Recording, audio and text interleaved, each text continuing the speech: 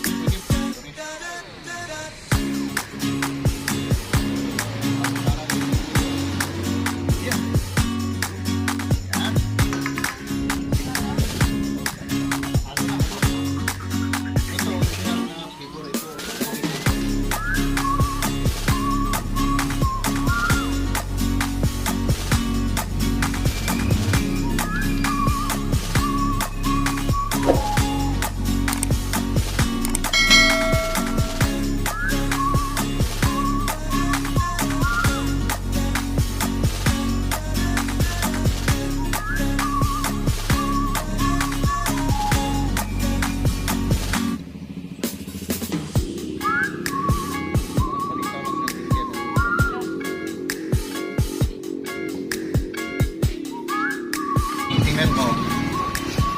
Ito purple. Ayan, puti kasi ayan, original na flavor. Ito yung ano, ubi flavor. Ayan, ito lang pagkalo, sakto lang na itasa lang yung tubig para makuha yung sakto nga pagawa ng do. Tama na ba? Ito, gagawin na natin to i-form na natin to. Lubid-lubid ba?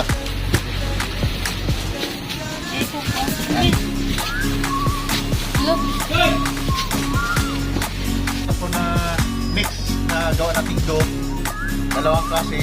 Ngayon, magagawa na kami ng forma na lubid-lubid. Tambid ba? Tambid. Bisaya, shakoy ba? Baga, sana po natin. May harina tayo dito. Para hindi mag-what. Dikit-dikit. Yan. Gawa tayo ng mga ganito kalaki.